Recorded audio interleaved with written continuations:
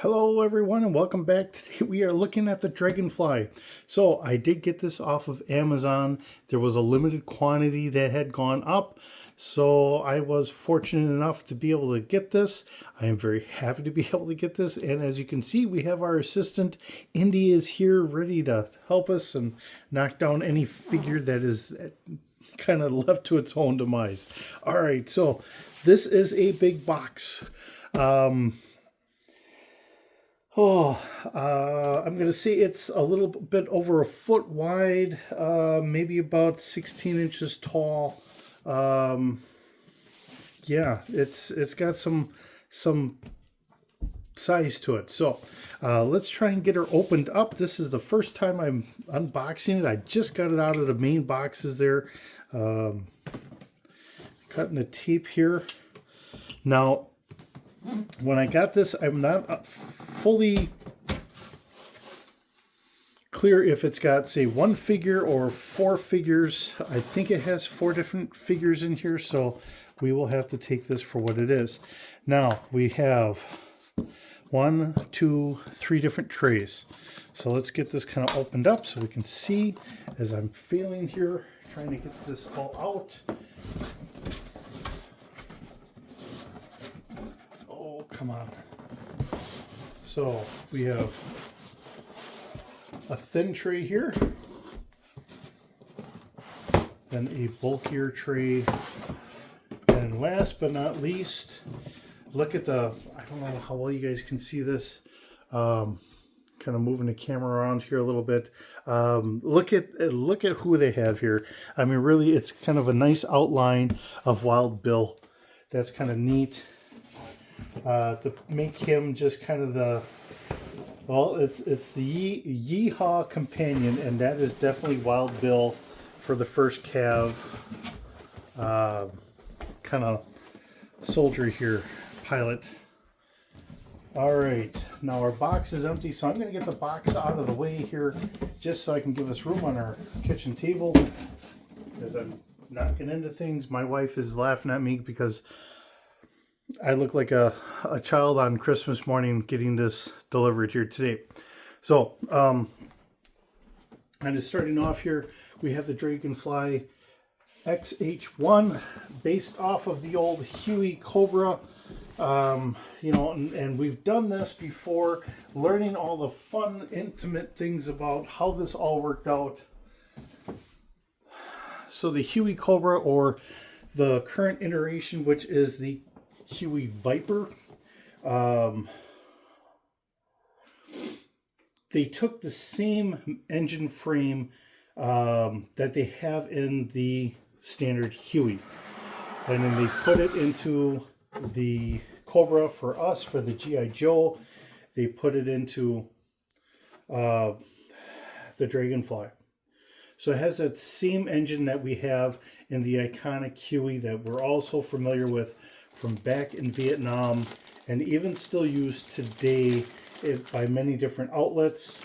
The frame itself is still a wonderful frame, very resilient, and that and yeah, it's just iconic. Now the Marine Corps is still using the Huey Viper, while the Army has moved on from the Cobra into using the Apache. But pretty close to the same mission profile, pretty close to being able to do what they're doing. But the fact that they've got a good variety, and I think having the skids landing on an assault carrier probably works a little bit better for them. Someone else can explain that better to me, why they stay with this. I'm happy that they have, because to me it's still very iconic and I love it.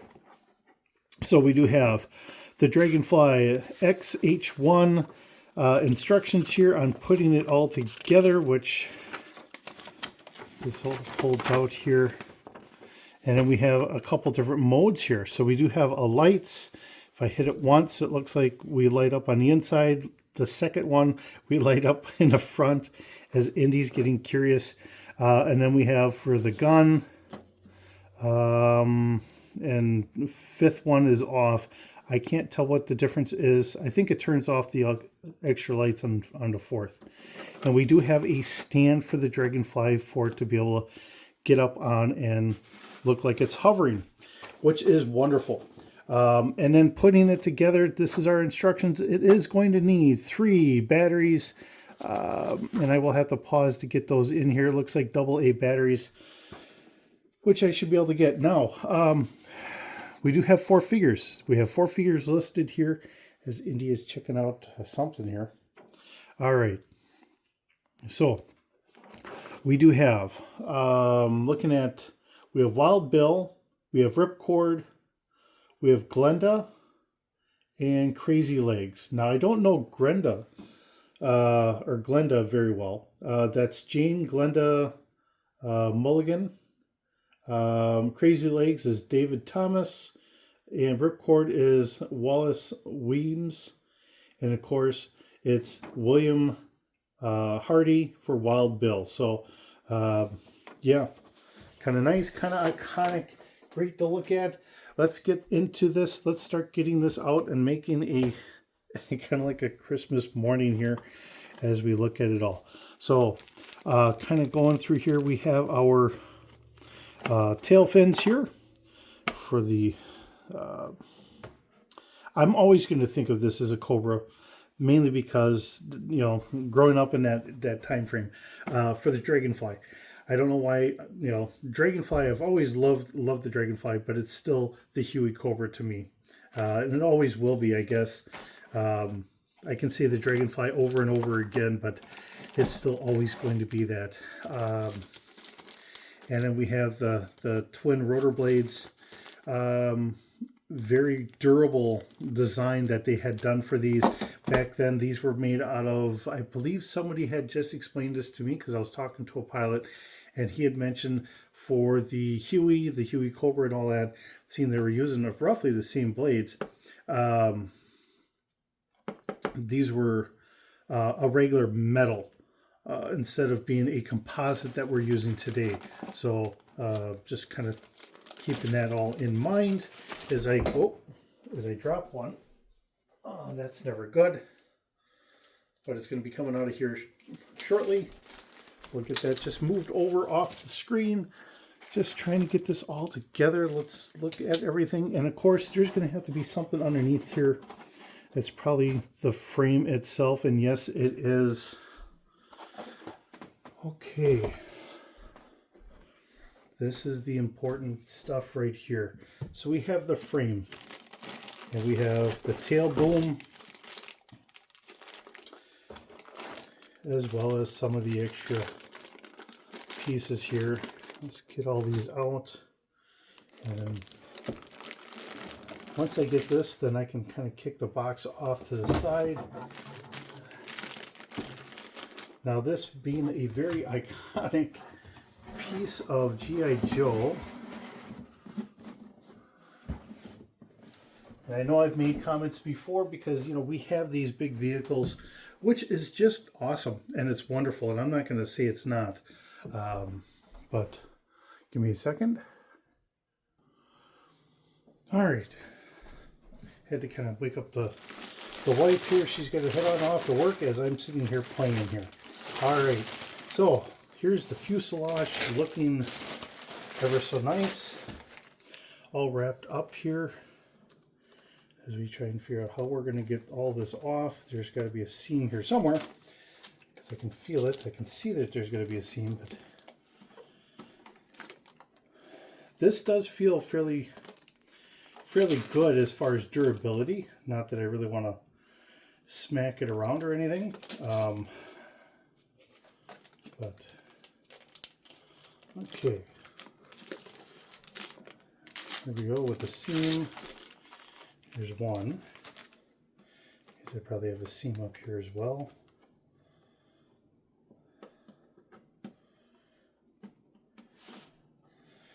I'm sorry, this is going to take a little longer because, like I said, my wife is laughing at me because I seem like a kid on Christmas morning here, which is fine. I don't mind being laughed at. All right. And then we have another dot taped right here.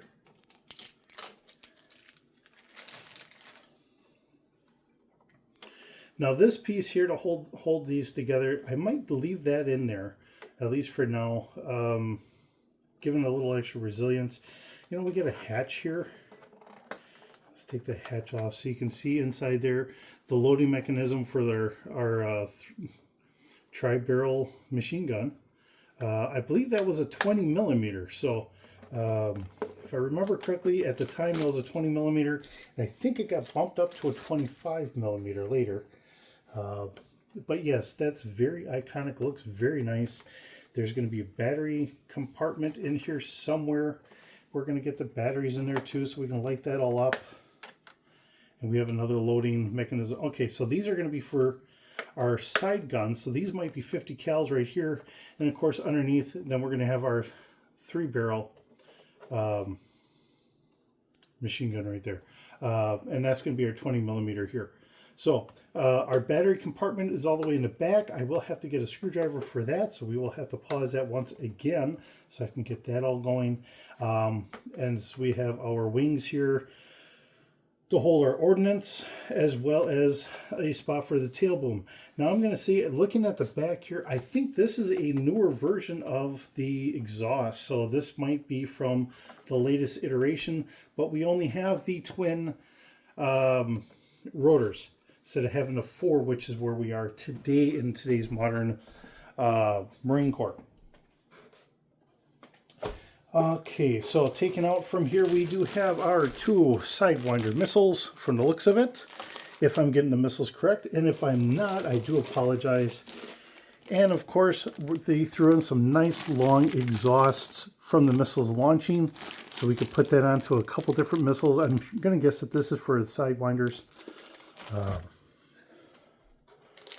Then we have twin missile pods. So I think these are, you know, I don't have an up-to-date idea on what all the different missile pods are, but you know, just thinking iconically, this was, you know, like a whatever pack, kind of like a fire and forget in a way. You know, you just kind of shoot off at a truck and hopefully you got it. I think that's how that worked. Just throwing it out there. All right, and then last but not least, for our weapon series, we have that, and they had thrown this in here, and this should fit roughly about here-ish. We had that side gun that they had always thrown in there. Now, this is something that we never really had on the actual Cobra, but this is something that they've always had on the Dragonfly. Something unique for G.I. Joe that they've always thrown on there for an extra ordnance. Whether you want to consider this as just a heavier gun or what have you. And then last but not least, on that same top one, we do have more missile exhausts for some of the other rocket pods or whatever we can fit this into here. We will check all that out in due time. Let's get us all kind of together and looking at it. I really want to get the batteries in here. So again, I'm going to kind of pause this so I can get the batteries in here. I think it's going to be easier trying to show you the lights without having this fully assembled, mainly because that way I can kind of rotate it without having other things in the way. So, all right, so now I got a screwdriver here. Let's get this flipped on over, see if we can't get this opened up here and get this going. Set 3 batteries for this, so we should be good.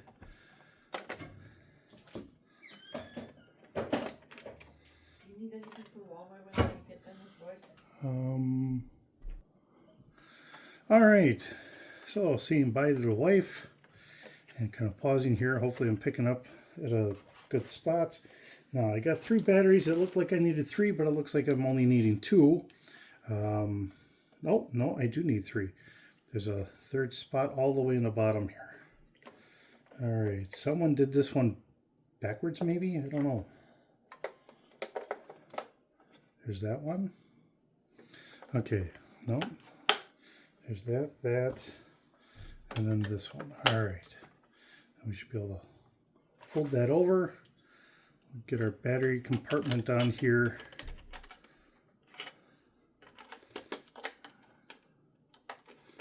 Okay.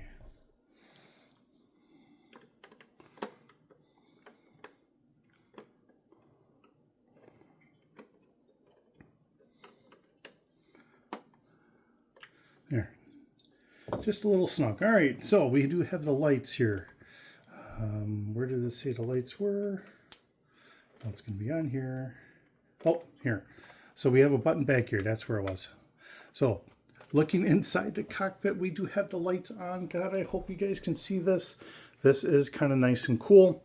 Now, I will say the good, the bad, the indifferent. This is where I'm happy that they have deluxe models like this. I think that what they should do is they should also try and make kind of plain Jane models without all the extra fun stuff here. Really for trying to get the kids involved. Okay, so now I hit the button a second time. Hopefully you guys can see it. We do have headlights right here. And I'm going to hit the button a third time. And that should have lit up something else. Okay, so we have underneath here for our landing light. Fourth, oops. All right, fourth turns off our front lights. And the fifth one should turn everything off. And it does. So I wanted to show you that without everything being fully assembled, mainly because, to me, I think it works out a little bit better not having everything quite there in the way. All right, so getting the tail boom on and getting her kind of assembled and looking trim and proper, ready to fight Cobra.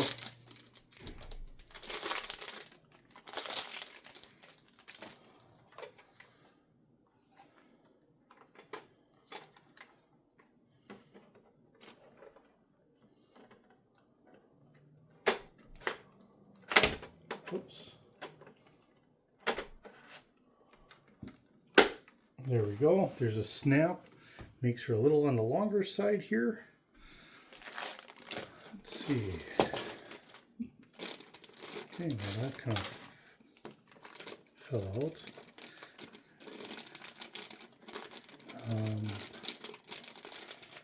I've got pieces dropping out here and I don't even know why, because one side is open and I didn't realize it. So now I gotta look for a piece here real quick. That fell onto a chair. All right.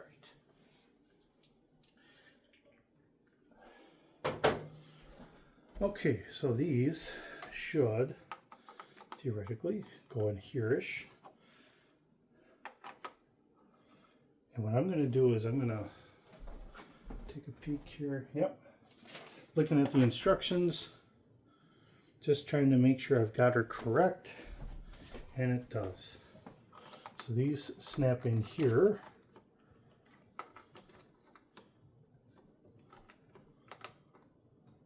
They're on there. I just didn't hear a click sound, so always kind of worries me when I don't hear a click. Because this isn't Lego, so obviously I should be able to hear some sort of click there. Or at least in my mind I should.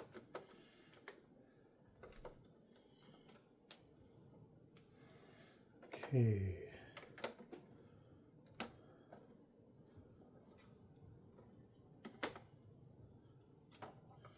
Am I putting this in here correctly? There's one. There's two. Okay. All right, so these are adjustable. It goes in straight. The way mine was set up is initially I kind of put them in straight in. It's locked in there and it goes there. Okay. Now the interesting thing here is we have what looks like an exhaust on the back side here, which explains some of the reason why it's got that extra piece, being more of an experimental version for the Joes to try and help keep some of the possible radar signature down. Let's see, I have rotor blades, but one of the things I do not see here at the moment is the connector for the rotor blades. So that's got to be in one of the next boxes. So let's get the next box out here. We're going to put this into the background just a tiny bit. Let me get the missiles and that off to the side as I bring the next box over.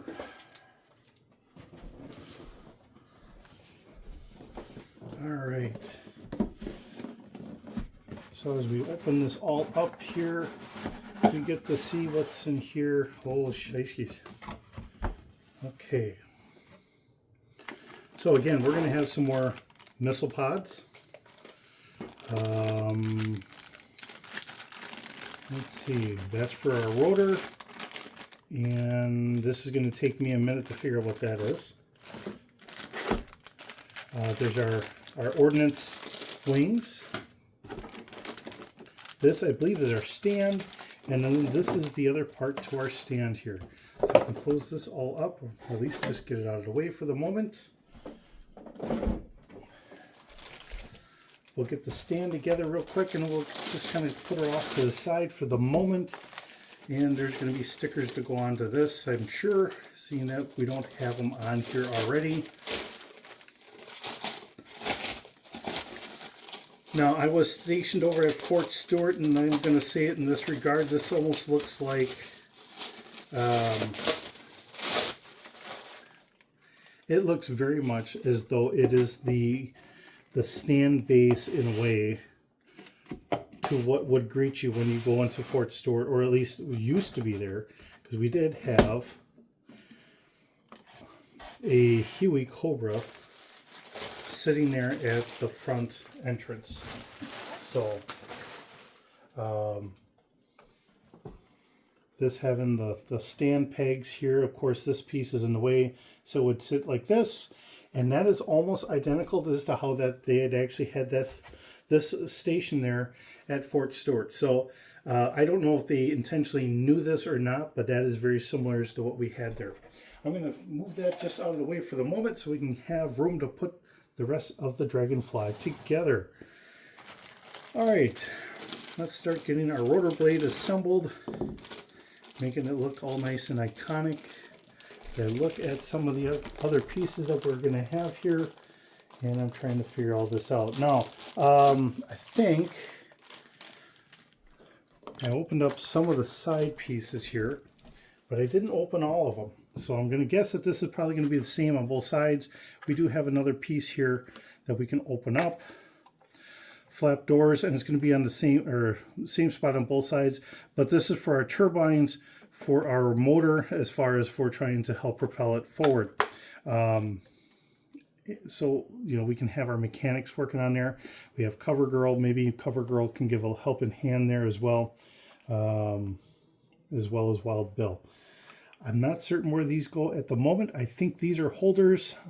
Actually, from the looks of it, it looks very much like holders for the wing mounts to get other ordnance positioned on there. Most notably, I'm thinking that they're going to be for our Stinger missiles. And again, I'm going to say this, and I mean this with all sincerity. If I'm getting the missiles wrong, you know, and you feel the need to correct me, and you want to, you know, do it in any way possible, go for it. I'm not a missile expert, so I'm going to mess this up, I'm sure, quite a bit. But if I remember correctly, like Stingers or so on and so forth, I thought those were like an air-to-air missile. So I'm just kind of going with it in that regard. Okay, we'll get this slid in with a snap and a snap. Now she's taken form, looking like the proper bird that she is. Okay.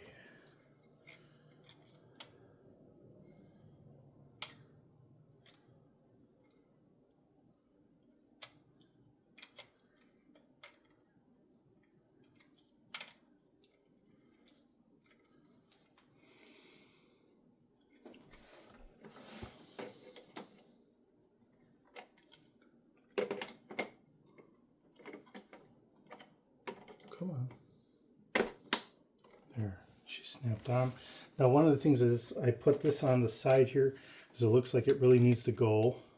And it fits just perfectly there. So obviously that's going to be correct. And typically whenever I see those types of missiles, the longer, what I'm calling the Stinger missiles, typically they have mounts similar to that. That's why I'm doing that.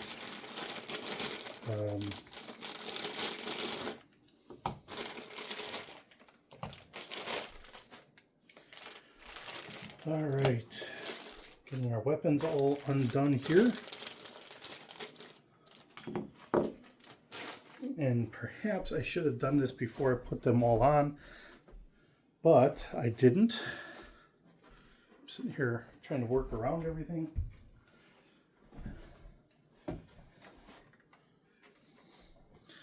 Okay.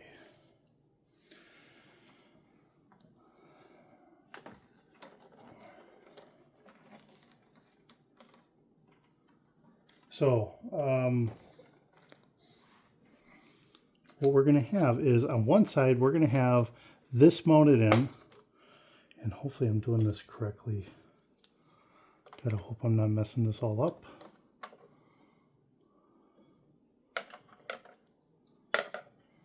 Okay, that's where that was.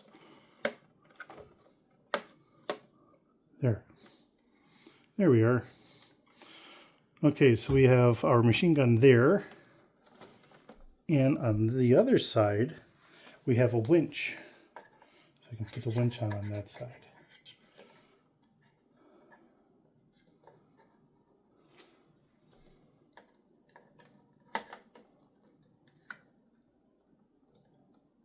So it is kind of nice the fact that they're giving you the option to be able to do this up however you want to.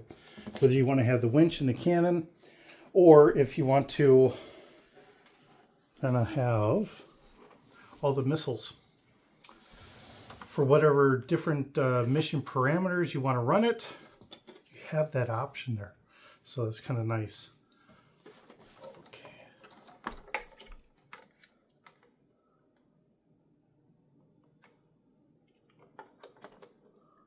All the way out here. You know what? I'm just going to leave that off for the moment. All right. Okay. These are going to go on the outside. So regardless, that's going to be on the outside. Our Stingers here.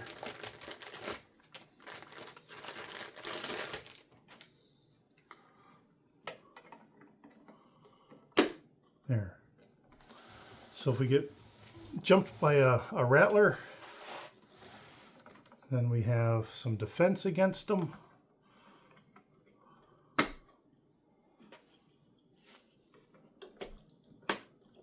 Okay. All right, so at the moment, that's what we have. Now, if I want to, I could put this up on the other side, just kind of leaving it that way. Or if I wanted to, I could have the winch there.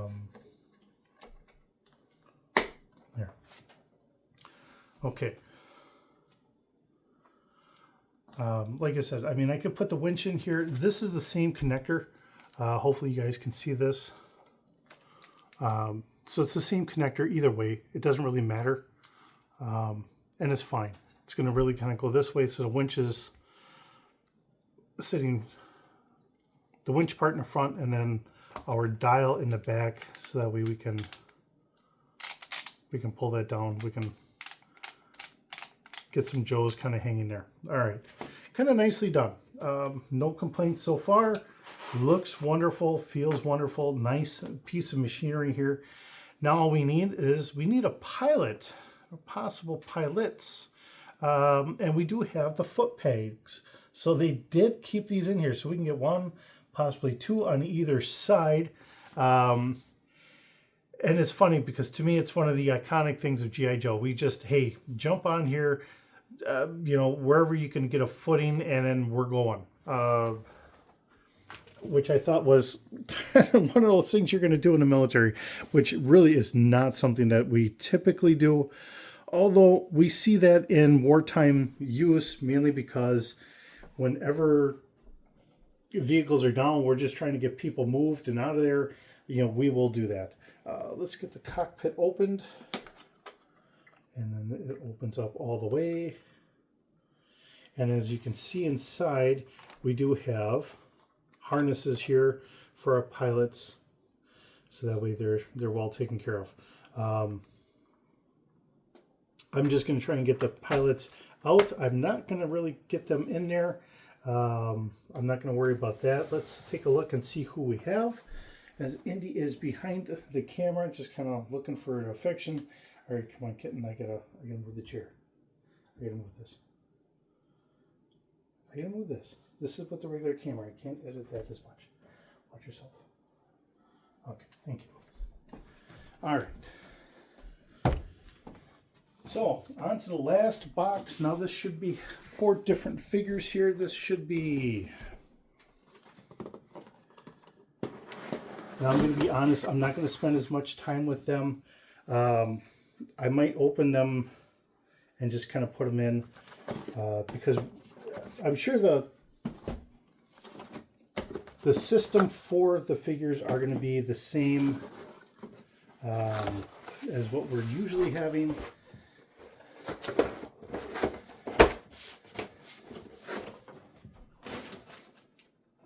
So this is all out of the Night Force. So we have Ripcord from Night Force.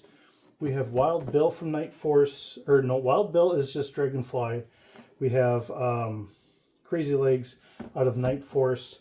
And then we have Glenda. Here is Commandos Heroicos. So I don't know what series this is out of. Looking at it, I'm gonna think that it's... I don't know if that's going to be out of one of the South American versions of G.I. Joe or what have you. I really don't know. I don't know pretty much anything on this character. But we do have her set up as a pilot. So she is a pilot of some sort. We do have, or at least they gave her a pilot's helmet so we can put that on her. I'm going to put her in as a co-pilot, possibly just the gunner or what have us here. There is no... We're going to get these out. I was thinking I wasn't going to, but you know what? We're going to get these out. Okay, so we have a harness here. The legs, torso, all that stuff. Which is funny because then she's also got another harness.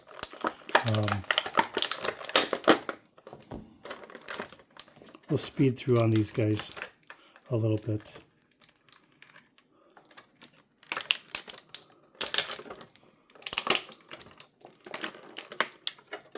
All right, so looking at it, I'm going to guess that we can change out the hairstyles. So we could either have the pilot's helmet going over. That might be more for this hairstyle, maybe. I don't know. Because this one, it seems like it doesn't quite want to go over. So maybe if I change out the hairstyle here, that should just pop off. You know, I'm going to leave that on. I don't want to mess that up. We do have another hairstyle where she has the headphones, which is kind of nice. I think I'd leave it a little bit more like that. Not really against her, but I'm really looking at it as, and I'm sorry I didn't have them on there very well. Changing out the hair or whatever. I think I like this because then you get to see the face a little bit more. She's got a nice collar here. She's got some shurinkens on the side.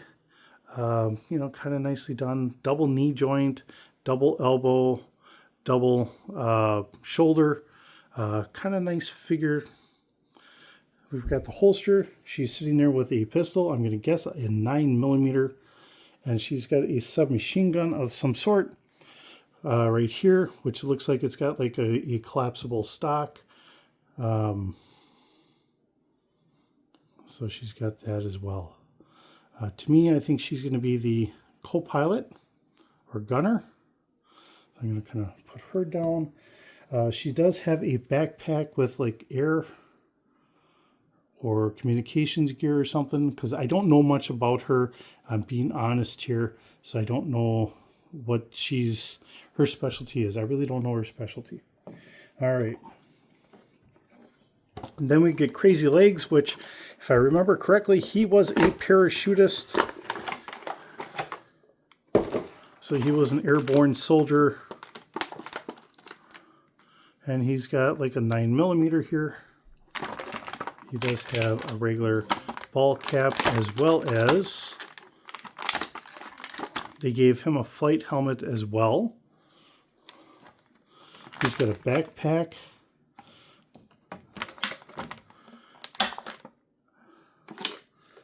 All right. There's a part of me that wants to say this is a M&P, either 45 or 9mm submachine gun, but I could be very wrong on that. It is nice that the buttstock does collapse down. Magazine does come out. He does have a combat knife here, so we can get the combat knife in.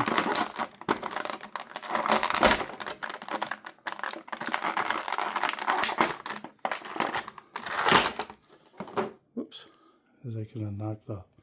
All right, he's got a scabbard.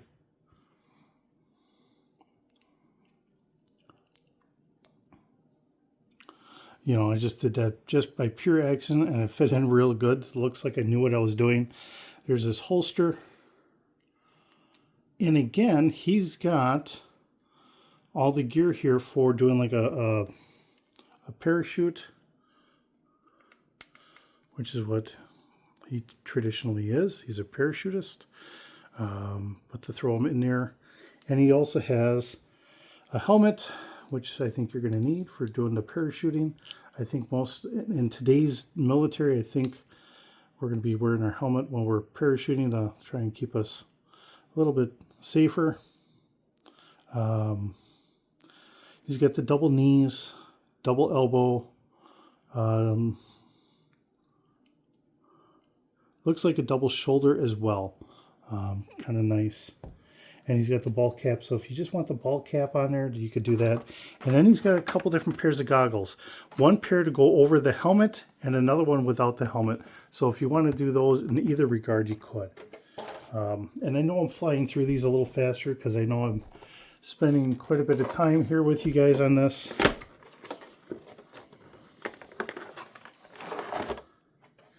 All right. So this one, Ripcord, another parachutist. So, and he definitely has a parachute pack, a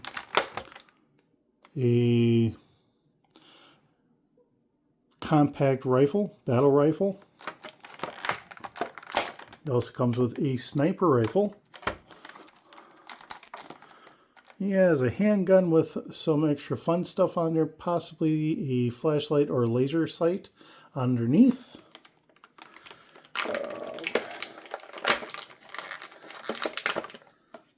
And he's got his helmet, and the that comes down. So Ripcord, I think, is a pilot as well as airborne. No, I think he's just going to be a pilot. I think I'm wrong on that one. As I try and get them all out of here. All right, so let's look at what he all has here. Getting his helmet on him. He has a nice looking face, but he's going to probably sit there with the helmet on. He has a compass. Nope. Okay, see, and this goes hand in hand with his parachute. So he's got a was it altimeter for the height gauge, so you can tell when he's supposed to pull the chute. If he's supposed to pull it at a certain height range. He has his holster down here, so we'll get his pistol there. His rifle and all that stuff being what they are. This feels like it's hollow. Like I should be able to lift that up. Oh, goodness. You know, and this is one of the things that I've kind of asked for a while. Hey, could we get a backpack that we could open up? And here we have a backpack that we can finally open up. This is wonderful. The only thing I worry about is because this is all plastic here. Now, for me, I'm just going to leave him more or less be. But for those that want to play with them, and you just get him separately, are you going to break that plastic? Because we're going to open and close it enough times. I honestly don't have the answer to that, but I do want to point that out. Very nice finally getting to see that. Now he's got longer pant legs, so I mean his range of motion here with his foot is a little limited, but he's got the double knee, double elbow, double shoulder here from the looks of it. Yep, he's got the double shoulder, so he's got the nice connectors there. He can do the sit-ups, but torso twisting is not going to happen because of the webbing that he's got on him for jumping out. So I want to point that out. And then finally, let's get to old Wild Bill here.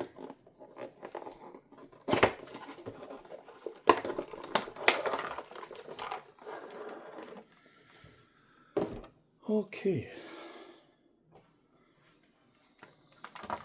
So Wild Bill having his iconic hat. Now this is the second one that's separate. We're going to pull him out himself, and then we'll go through all of his other fun stuff. And it's funny because he's got, oh, I just ripped this. So he's got a hair that is attached to the hat, so you can have him with the hair in the hat, or he does have separately, I'll get the glasses out here too. He has his sunglasses, his infamous sunglasses. So we could pull this hat off. Trying to do this, and we could just give him the hair. So he's got a nice head of hair that we don't typically get to see in most cartoons.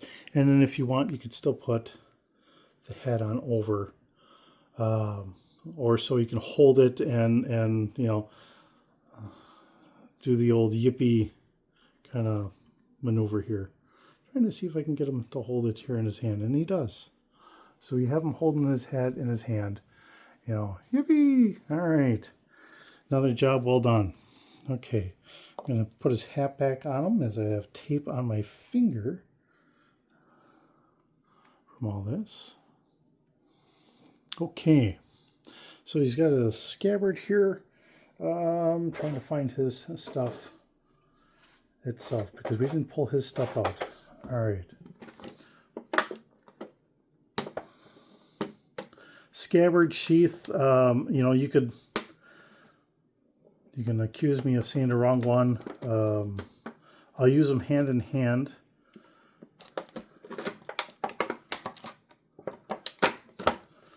You know, and this is some of the things that is very iconic with G.I. Joe. The fact that everybody's got their own personality. So Wild Bill is not wearing combat boots. He is wearing cowboy boots. And of course, then we have our double knee.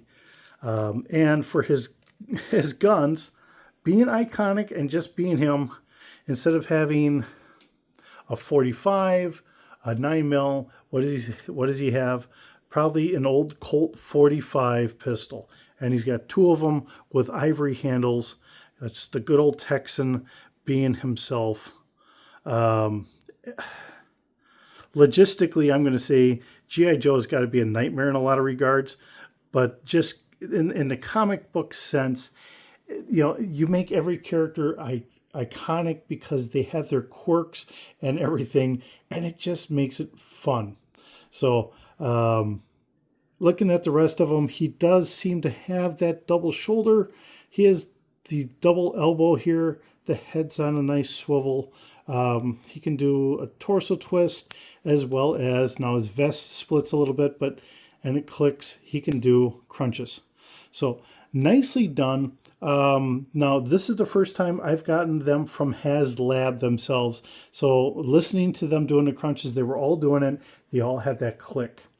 Something that we're getting from the HasLab that we don't get from our normal G.I. Joe figures. So it is, to say, a little bit better quality that we're getting on these figures compared to what I think we get for our standard. Although, for the most part, I don't think they're doing all that bad on our normal figures. I think a couple things, especially with the rucksack that can carry extra gear inside of it, I think that's something that we really need to get into just our standard troopers.